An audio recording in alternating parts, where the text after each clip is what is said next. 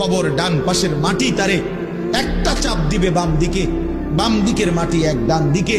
আল্লাহর কসম ডান পাশের হাড্ডি পাজর ভাইঙ্গা ডান দিকে বাম দিকে চলে যাবে, বাম দিকের হাড্ডি পাজর ভাইঙ্গা।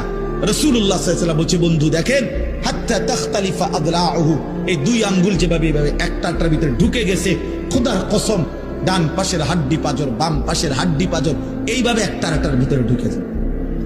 এইটার অর্থ এটা।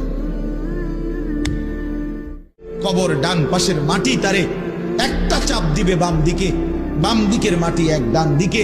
আল্লাহর কসম ডান পাশের হাড্ডি পাজর ভাইঙ্গা ডান দিকে বাম দিকে চলে যাবে, বাম দিকের হাড্ডি পাজর ভাইঙ্গা।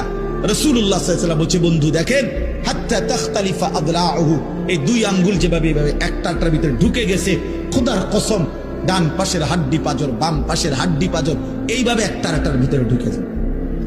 এইটার অর্থ এটা।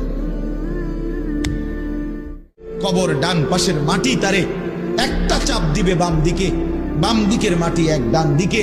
আল্লাহর কসম ডান পাশের হাড্ডি পাজর ভাইঙ্গা ডান দিকে বাম দিকে চলে যাবে, বাম দিকের হাড্ডি পাজর ভাইঙ্গা। রাসূলুল্লাহ সাল্লাল্লাহু আলাইহি ওয়াসাল্লাম বলছে, বন্ধু দেখেন, হাত্তা তাখতালিফা আদলাউহু, এই দুই আঙ্গুল যেভাবে এভাবে একটার ভিতরে ঢুকে গেছে, খোদার কসম ডান পাশের হাড্ডি পাজর বাম পাশের হাড্ডি পাজর এইভাবে একটার ভিতরে ঢুকে যায়। এইটার অর্থ এটা। কবর ডান পাশের মাটি তারে একটা চাপ দিবে বাম দিকে, বাম দিকের মাটি এক ডান দিকে।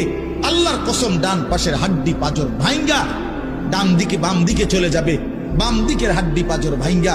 রাসূলুল্লাহ সাল্লাল্লাহু আলাইহি ওয়াসাল্লাম বলছে, বন্ধু দেখেন, হাত্তা তাখতালিফা আদলাউহু, এই দুই আঙ্গুল যেভাবে এভাবে একটার ভিতরে ঢুকে গেছে, খোদার কসম ডান পাশের হাড্ডি পাজর বাম পাশের হাড্ডি পাজর এইভাবে একটার